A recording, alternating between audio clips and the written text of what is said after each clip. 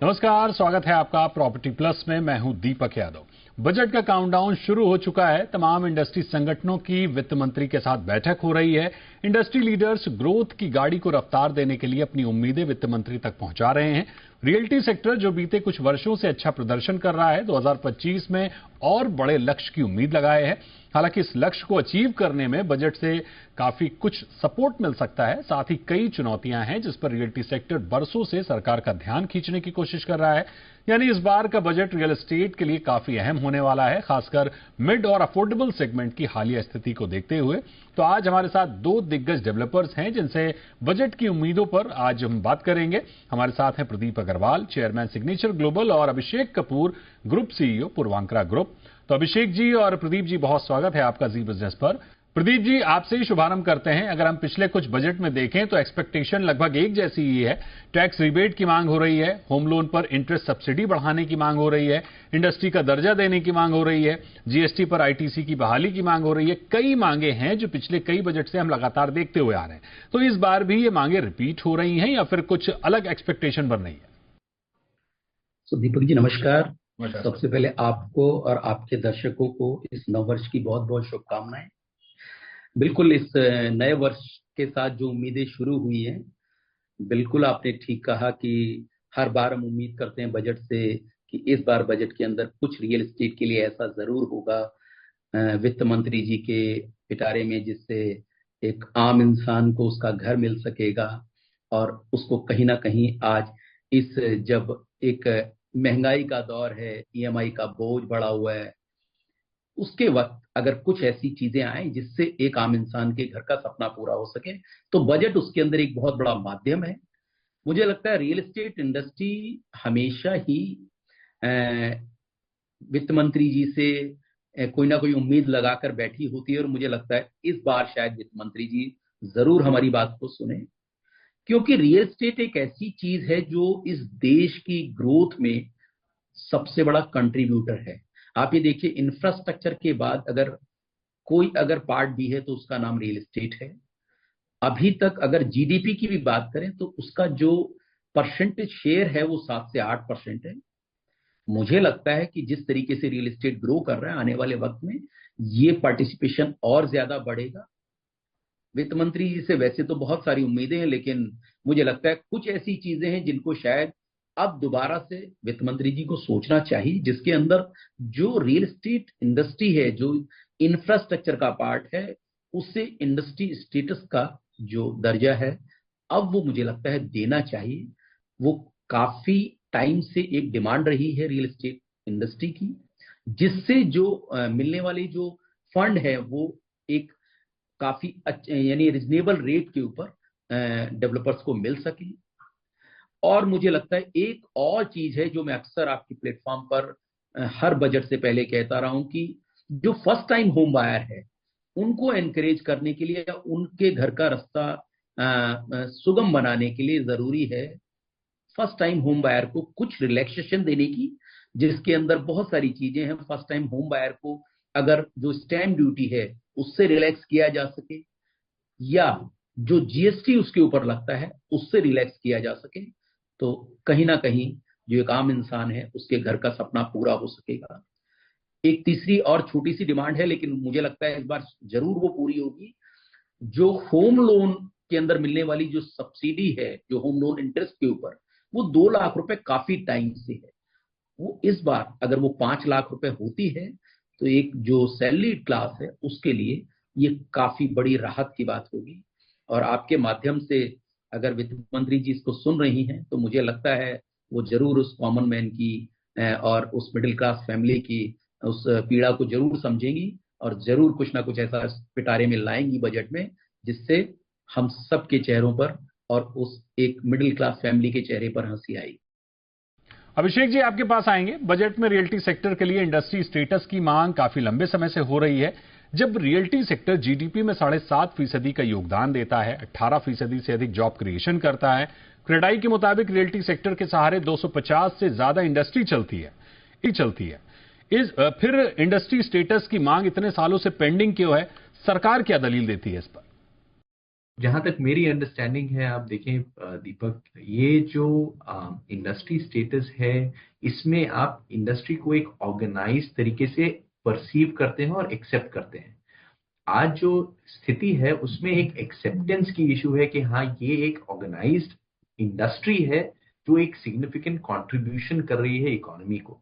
Gap वहां पे है, जबकि हम कहते हैं कि हाँ, ये हाउसिंग फॉर ऑल है और सबके लिए रोटी कपड़ा मकान इंपॉर्टेंट है, लेकिन जैसे ही हम इसको बोलते हैं कि एक ऑर्गेनाइज्ड सेक्टर है, एक इंडस्ट्री की तरह से एक्सेप्टेंस किया जाए, वो वहां कहीं कुछ परसेप्शन और एक्सेप्टेंस में गैप है, मुझे ये लगता है। और ये एक कहीं धारणा बनी हुई है पीछे कि ये इन्वेस्टर ड्रिवन होता है, या फिर कहीं बबल ना बन जाए या इकोनॉमिक थ्रेट ना हो जाए, क्योंकि इसको आप इंडस्ट्री स्टेटस में ले आएंगे। वो जो एक थ्रेट परसेप्शन है, वो कहीं एक जायज था पुराने एक किसी समय में, क्योंकि काफी लोग ऑपरेट कर रहे थे उस तरीके से। लेकिन आज रेरा के समय, जहां कंसोलिडेशन इतना हो चुका है, जहां सब एकदम ऑर्गेनाइज्ड और डिसिप्लिन प्लेयर हैं, काफी प्लेयर्स लिस्टेड हैं, मुझे लगता है आज ये परसेप्शन इंडस्ट्री का चेंज होना चाहिए, क्योंकि एक रेगुलेटरी बॉडी भी है जिसमें फाइनेंशियल मैनेजमेंट को काफी नजर से देखा गया है और उसको एक डिसिप्लिन में लाया गया है। और आज सभी डेवलपर्स जो आप देखिए रियल एस्टेट इंडस्ट्री में है, वो सब उसको प्रिंसिपली फॉलो करते हैं। तो मुझे लगता है आज जो इंडस्ट्री परसेप्शन है, वो गवर्नमेंट के अंदर चेंज होना चाहिए। वो चेंज होने पे मुझे लगता है कि ये एक रिकग्निशन होगा कि ये एक ड्राइविंग फोर्स और ड्राइविंग इंडिकेटर हो सकता है, क्योंकि जो मल्टीप्लायर इफेक्ट है रियल एस्टेट इंडस्ट्री का, वो बहुत ही बड़ा मल्टीप्लायर इफेक्ट होता है। अब प्रदीप जी, अगर हम इंडस्ट्री स्टेटस की बात करें और इस बार बजट ऐलान में रियल एस्टेट को इंडस्ट्री का दर्जा मिल भी जाता है, तो ये ग्रोथ को कितनी रफ्तार से आगे बढ़ाता हुआ दिखेगा? दूसरी बात कि अगर कुछ अच्छे ब्रांड को छोड़ दे तो अब भी इस सेक्टर में पारदर्शिता की कमी है, डेटा अवेलेबिलिटी की समस्या है। क्या ये वजह तो नहीं है कि रियल एस्टेट को इंडस्ट्री स्टेटस नहीं मिल पा रहा है?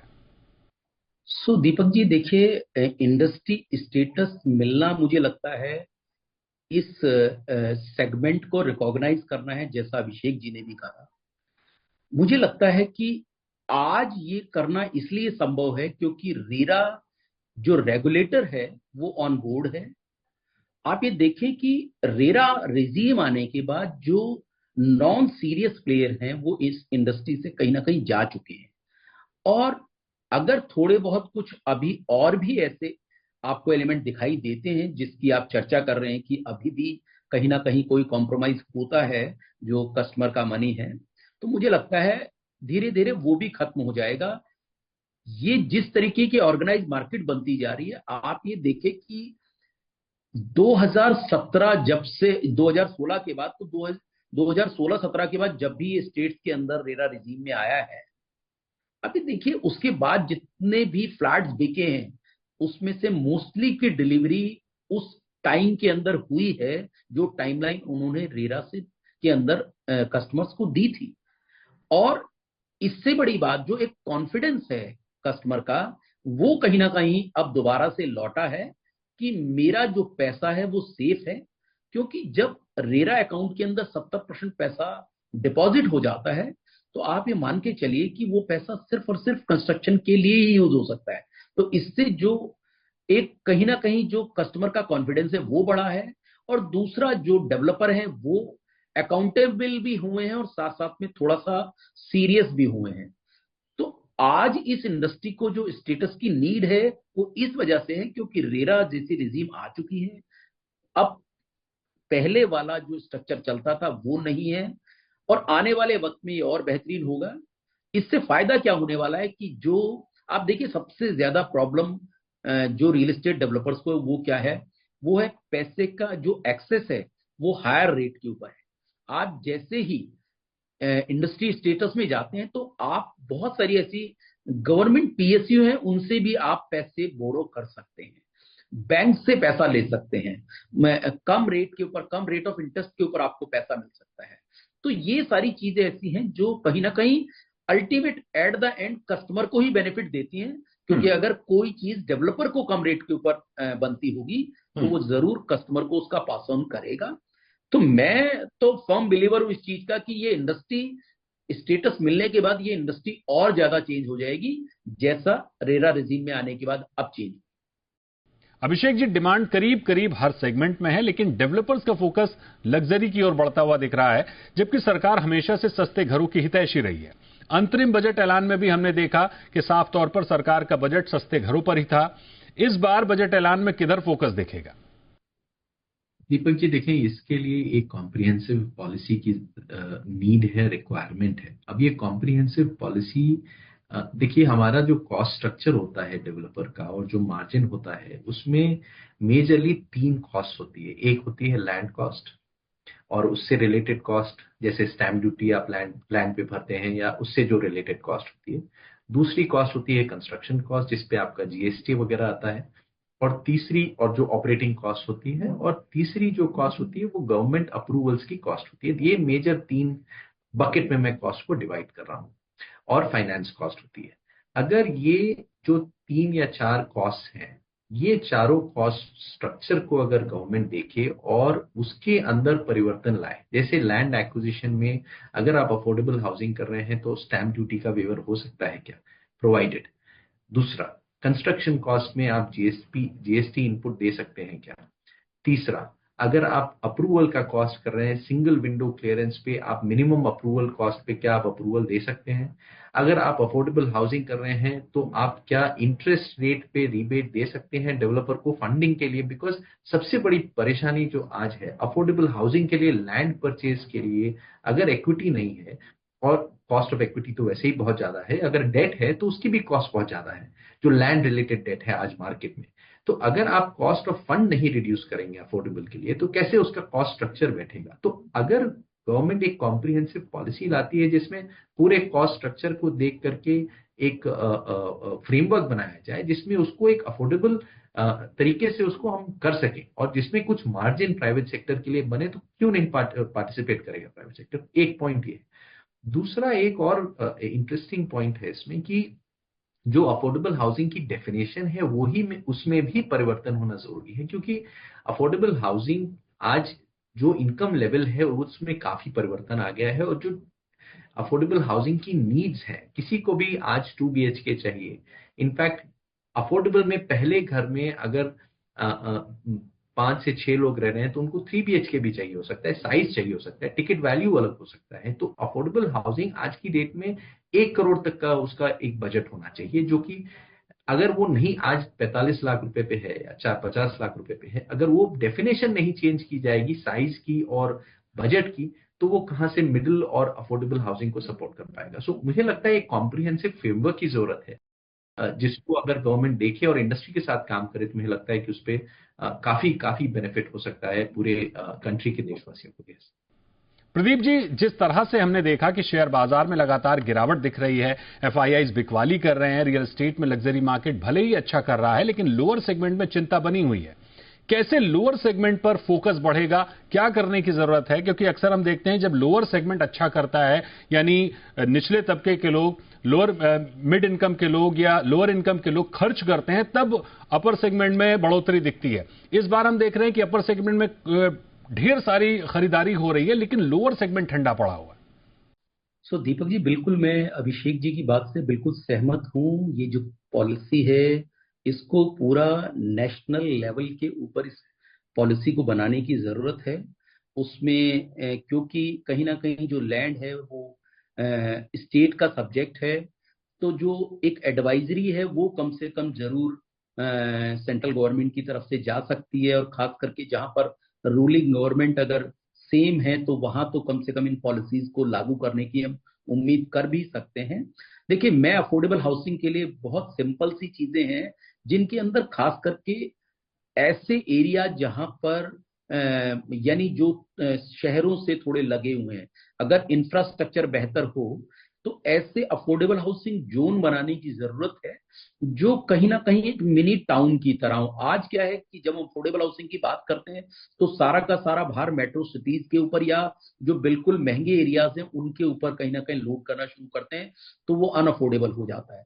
आज इंफ्रास्ट्रक्चर के ऊपर इतना पैसा गवर्नमेंट खर्च रही है, तो जो एरिया है खास करके सबब के, उनके अंदर जो एग्रीकल्चर जोन है उनके अंदर अफोर्डेबल हाउसिंग जोन बनाए जाने चाहिए, जिसके अंदर एक एक टाउन ऐसा होना चाहिए जिसके अंदर 10-10 हजार के नियर अबाउट जो घर हैं, जिसमें लगभग 40 से 50 हजार लोग रह सकें और सारी की सारी सुविधाएं उसी के अंदर हो, चाहे स्कूल हो या चाहे हॉस्पिटल हो, जितनी भी सुविधाएं हैं उसी टाउन के अंदर हो, और काम करने की भी जो चीजें हैं, जो ऑफिसेज वगैरह हैं, वो उसके सराउंडिंग बनाने की जरूरत है।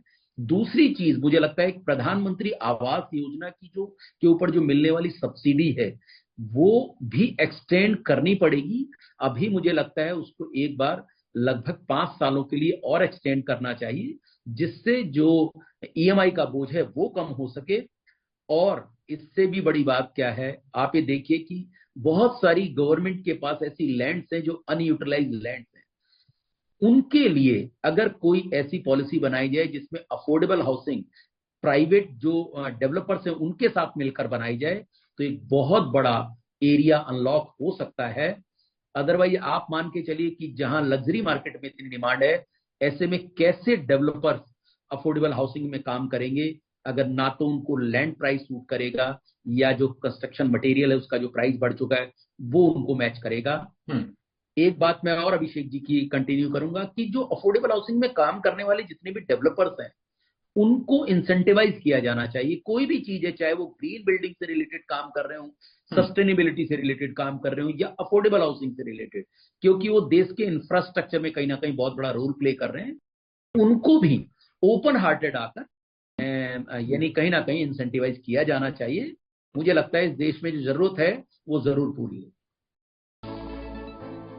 Welcome back. आप देख रहे हैं प्रॉपर्टी प्लस और अब हम बात कर रहे हैं प्रॉपर्टी प्लस में बजट को लेकर डेवलपर्स की क्या कुछ उम्मीदें हैं, रियल एस्टेट की क्या कुछ उम्मीदें हैं, क्या उम्मीदें पिछले कई सालों से लगातार चली आ रही हैं, कितनी पूरी हुई हैं, कितनी अधूरी हैं, इस बार बजट में वो कितनी पूरी होती हुई दिख रही हैं। इन्हीं सब बातों पर चर्चा जारी है। हमारे साथ दिग्गज डेवलपर्स बने हुए हैं, चर्चा को आगे बढ़ाते हैं। मांग तो बहुत है, जितना मिले उतना कम है, फिर भी कुछ नई मांगे होती हैं। सीधी तौर पर आपसे समझना चाहेंगे अभिषेक जी कि वित्त मंत्री से वो कौन सी मांगे हैं जो इस बार आप चाहेंगे कि वो पूरी करें ही करें, यानी अगर वित्त मंत्री आपसे विश लिस्ट पूछे तो आप किन चीजों को कहेंगे कि इस बार ये हो ही जाना चाहिए? जी दीपक, अगर विश पूरी करने की बात है, वित्त मंत्री करना चाहें, तो मुझे लगता है एक तो मैं जो प्रदीप जी से बिल्कुल सहमत हूं, इंडस्ट्री स्टेटस सबसे पहला। दूसरा मैं कहूंगा जीएसटी इनपुट टैक्स क्रेडिट, और तीसरा मैं कहूंगा कि एक ये जो मैंने कहा कॉम्प्रिहेंसिव अफोर्डेबल हाउसिंग पॉलिसी, अगर ये 3 स्टेप गवर्नमेंट ले तो मुझे लगता है पूरी इंडस्ट्री और सभी देशवासियों के लिए काफी बड़ी बेनिफिट होगी, क्योंकि सब लोग एक तरीके से एंटर कर पाएंगे और अपना खुद का घर ले पाएंगे, जो कि सबसे बड़ी ड्रीम होती है यहाँ पे हर किसी भी सिटीजन की, किसी भी देशवासी की सबसे बड़ी ड्रीम ये होती है कि उसका अपना खुद का घर हो। तो मुझे लगता है अगर ये 3 स्टेप होंगे तो इससे सबसे बड़ी एडवांटेज मिलेगी। प्रदीप सर, आप वित्त मंत्री से कौन सी डिमांड करेंगे जिन्हें इस बार बजट में होना ही चाहिए? जाहिर है सभी मांग पूरी नहीं हो सकती, लेकिन सबसे जरूरी आपकी नजर में क्या मांगे हैं? बिल्कुल, सबसे पहले तो जो अभिषेक जी की विश लिस्ट है वही विश लिस्ट मेरी होगी। उसके साथ मैं कुछ ऐसी पॉइंट्स और ऐड करूंगा जिसके अंदर जो एक कॉमन मैन है, एक मिडिल क्लास फैमिली है, उसको उसकी जेब को डायरेक्ट इम्पैक्ट करती है। पहली बार जो घर खरीदने वाले लोग हैं, उनको जो लगने वाली स्टैम्प ड्यूटी है, मुझे लगता है वो 0 की जानी चाहिए, जिससे उनके लिए वो एक बहुत बड़ा अमाउंट है। आप ये देखिए, हरियाणा जैसे देश स्टेट के अंदर ये लगभग 7% लगती है। किसी भी घर को जो अगर 45-50 लाख रुपए का घर खरीद रहा है, तो लगभग 3-3.5 लाख रुपए की कॉस्ट उसके लिए बहुत मायना रखती है। एंड दूसरी और एक चीज, जो इस पे लगने वाली जो जीएसटी है, उसको पूरी तरह एग्जेम्प्ट किया जाना चाहिए, क्योंकि ये कहीं ना कहीं जो कॉमन मैन है उसकी पॉकेट के ऊपर हिट करती है। और तीसरा, जो प्रधानमंत्री आवास योजना के अंतर्गत मिलने वाली सीएलएल वाली स्कीम है, जो क्रेडिट लिंक सब्सिडी स्कीम, उसको कंटिन्यू किया जाना चाहिए, जिससे जो मिलने होम लोन पर मिलने वाली सब्सिडी है, जो 2 से 4% तक होती है। ये 3 चीजें ऐसी हैं, अगर ये वित्त मंत्री जी के पिटारे में से इस बार निकलती हैं, तो मुझे लगता है कहीं ना कहीं कॉमन मैन को थोड़ा रिलैक्स मिलेगा। बिल्कुल, यानी डेवलपर्स के नजरिए से अगर हम देखें तो इस बार भी वित्त मंत्री से ढेर सारी उम्मीदें लगाए बैठा है प्रॉपर्टी सेक्टर। वो तमाम मांगे हैं जिनका इस पूरे शो के दौरान हमने जिक्र किया। कई बड़ी बातें हैं जिन पर गौर करने की जरूरत है। भले ही सरकार का फोकस सस्ते घरों पर है, इस बार भी सस्ते घरों के ऐलान देखने को मिल सकते हैं, लेकिन अगर हम कॉस्ट स्ट्रक्चर की बात करें, जमीन की कॉस्ट की बात करें, मार्जिन की बात करें, ये एक बड़े फैक्टर हैं जो डेवलपर्स के लिए मायने रखते हैं। सस्ते घरों के निर्माण से डेवलपर्स को दूर करने के लिए भी यही फैक्टर्स एक तरह से जिम्मेदार हैं। मंजूरियों के लेकर भी तमाम दिक्कतें हैं, जिन पर आए दिन हम देखते हैं कि डेवलपर्स को प्रोजेक्ट डिले होने की समस्या होती है, मंजूरियां देर से मिलती हैं। ये कुछ उम्मीदें हैं डेवलपर्स की ओर से। हालांकि 1 फरवरी को कितनी उम्मीदें पूरी होती हैं और कितनी अधूरी होती हैं, ये देखने को मिलेगा। फिलहाल प्रदीप जी, अभिषेक जी, बहुत शुक्रिया आपका हमारे साथ जुड़ने के लिए। तो आज प्रॉपर्टी प्लस में फिलहाल इतना ही। वक्त है एक ब्रेक का। ब्रेक के बाद भी खबरें लगातार जारी हैं। आप बने रहिए जी बिजनेस पर।